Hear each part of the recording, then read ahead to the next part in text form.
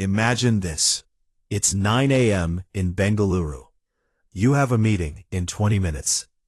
The cab app opens, surge pricing. 280 rupees for a 4-kilometer ride. You try an auto.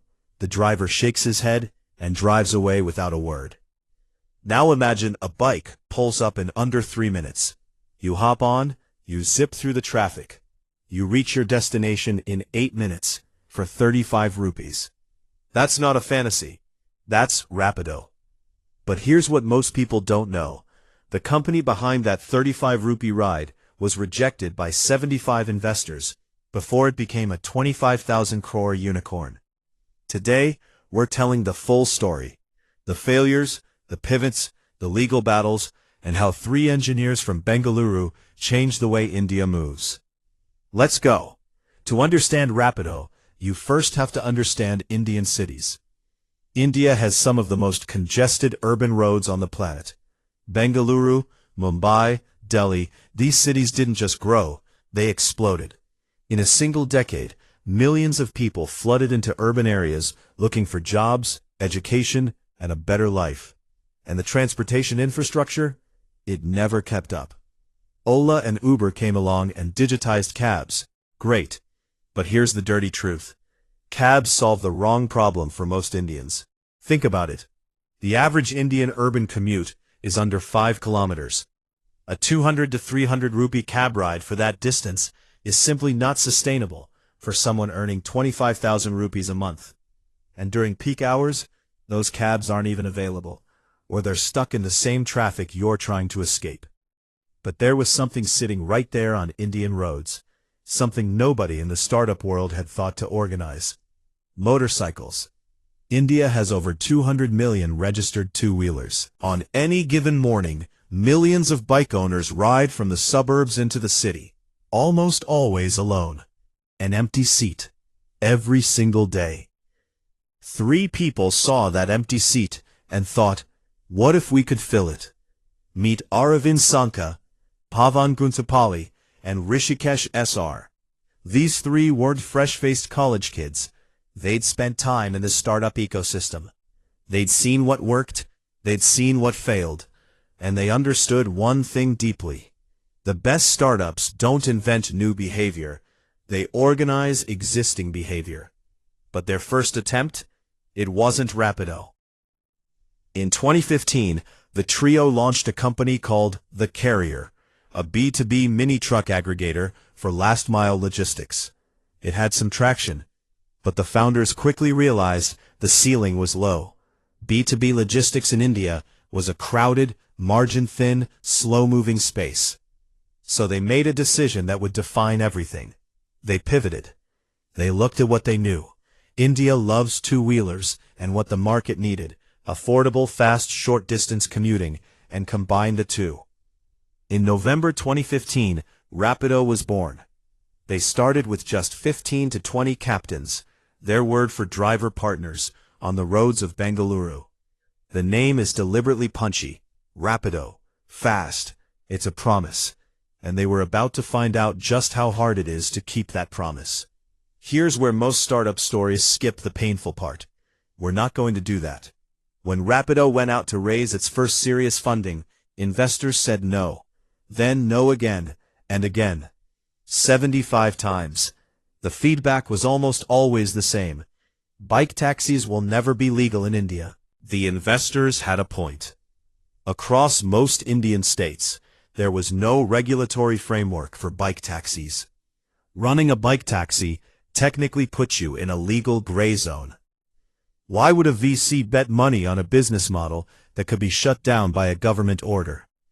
But the founders kept going. They kept building. They kept onboarding captains. They kept getting users. And the data started telling a story that no pitch deck could fake. People loved it. Then came the breakthrough, the one believer they needed. Pawan Munjal, chairman of Hero MotoCorp, India's largest two-wheeler manufacturer, saw what the data was showing. He saw a company that understood India's two-wheeler DNA better than anyone. And he wrote the check. That early bet wasn't just money. It was credibility. It told the market, this idea is real, and someone who knows motorcycles better than anyone thinks so too. The dam broke. More investors followed. Let's talk about why Rapido's business model is genuinely clever, because it's not just about bikes. Rapido operates on an asset-light model. They don't own a single motorcycle. They don't employ a single captain full-time. What they own is the platform, the technology that connects supply and demand. The basic loop. A user opens the app and books a ride. A nearby captain accepts. The user gets a fast, cheap ride. Rapido takes a commission per ride. Simple. But the genius is in the economics. A bike costs far less to run per kilometer than a car. So Rapido could offer prices at nearly half the cost of a cab, while still making the economics work for both the captain and the platform.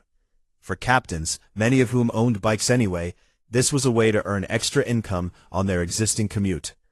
Rapido wasn't asking them to buy a new vehicle. It was monetizing the one they already had.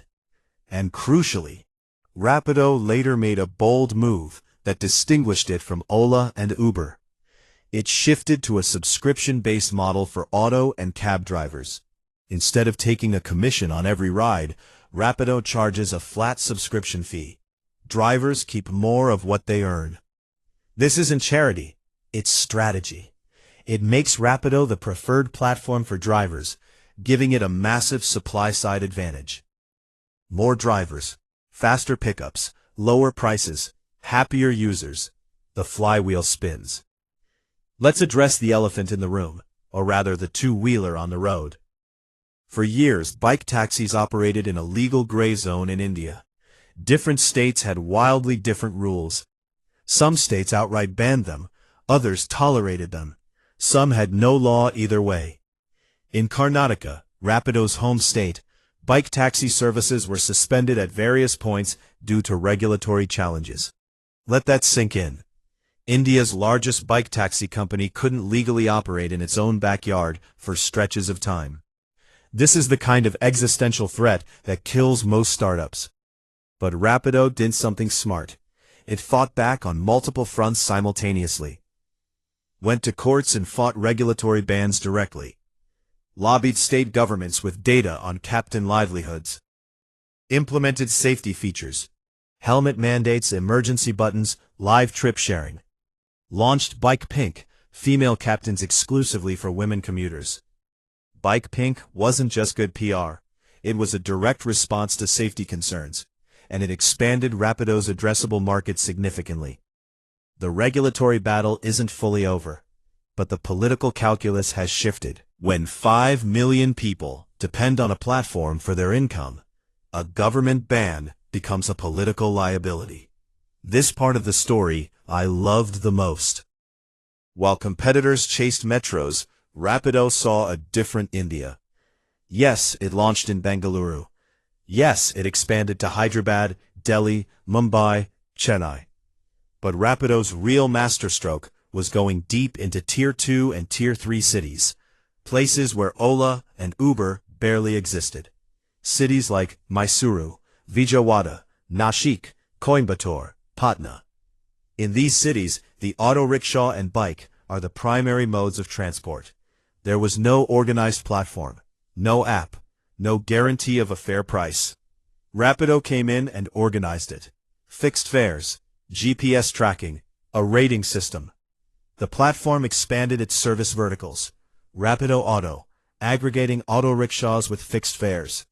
Rapido Cabs, four-wheelers with a zero-commission model for drivers. Rapido Delivery, using its captain network for hyperlocal delivery. Only its own food delivery app, entering the Zomato Swiggy arena. And for marketing, Rapido made a call nobody saw coming. They signed Ranveer Singh and Allu Arjun as brand ambassadors, one for the Hindi belt, one for the South. This wasn't premium branding. This was mass-market energy. The message was loud. Rapido is for everyone. Today, Rapido operates in over 120 cities, with ambitions to reach 500 cities across India. The numbers, a unicorn is born. The trajectory here is staggering. Funding milestones. 2015. Founded in Bengaluru with 15 to 20 captains. 2019. Series B, led by Nexus Venture Partners. 2021. $52 million raised. Valuation crosses $300 million. SEP 2024. Series E, $200 million. Rapido officially becomes a unicorn at $1.1 billion. SEP 2025. Swiggy exits its stake at 2.5x its original investment. May 2026. Prosus leads a $240 million round. Valuation hits $3 billion. Total raised, $568+ million from 96 investors. Financial performance FY25. Total income, 1,303 crore, first time crossing 1,000 crore. Operating revenue, 934 crore, up 44% year-on-year. Net loss, 258 crore, narrowed by 30%. Daily rides 2026, record 5 million rides in a single day. Co-founder Aravind Sanka's words say it all. We don't lose money anymore. An IPO is on the horizon, targeted for end of 2026, subject to sustained profitability. Early investors are reportedly sitting on 10 to 15x returns on their original stakes. So, why did Rapido succeed when so many said it would fail? 5 reasons. 1. They solved the right problem. Ola and Uber solved commuting for people who could afford 200 rupees. Rapido solved commuting for the other 90% of India. They understood that the mass market craved speed and price, not air conditioning and leather seats. 2. They chose the right vehicle, literally. In a country of traffic jams, a bike is faster. In a country of price-sensitive consumers, a bike is cheaper.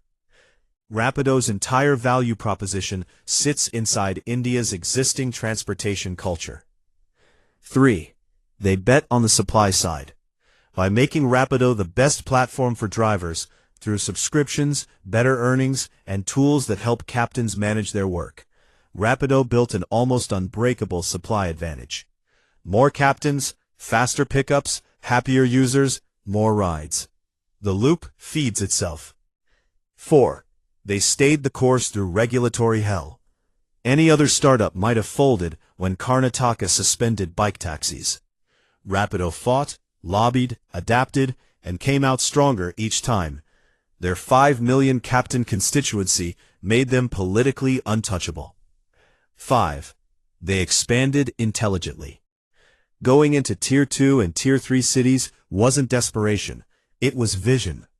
Those cities didn't have a Rapido. Now they do. And in those cities, Rapido doesn't just lead, it has no real competition. Rapido's story is ultimately about this: understanding India more deeply than anyone else. Not the India of Silicon Valley pitch decks. Not the India of premium metro consumers. The real India, where a 35 rupee bike ride is not just convenient, it's life-changing.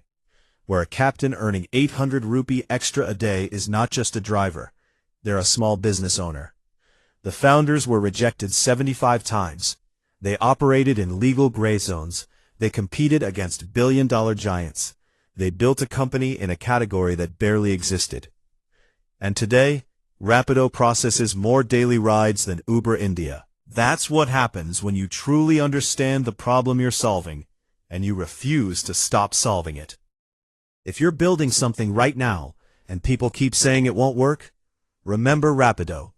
Sometimes the best ideas sound the craziest, until they don't. That's the Rapido story.